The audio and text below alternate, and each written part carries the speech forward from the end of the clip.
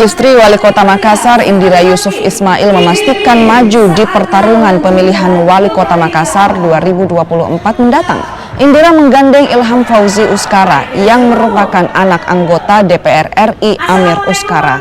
Pasangan ini diusung P3, PKB, dan juga PDI Perjuangan. Keduanya pun mengusung tagline, "Ini nih, teruskan kebaikan."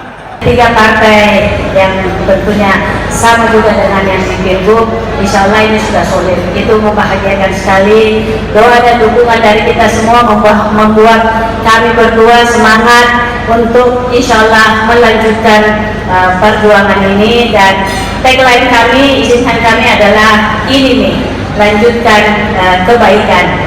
Teruskan kebaikan, lanjutkan kebaikan, dan ini adalah kita semua sudah sama-sama menjalaninya. Insya Allah chemistry-nya sudah dapat. Mungkin usia saya masih muda, sehingga mungkin akan tidak berkenan kita anak dalam hati Bapak Ibu. Saya ini anak tak, dan untuk teman-teman yang seumuran sama saya ini teman tak. Dan untuk Bapak Ibu sekalian, saya siap jadi wakil wali kota.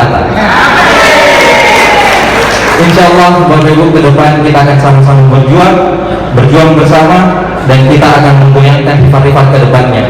Sehingga kalau misalnya ada yang bertanya, mana calon engkau? Ini.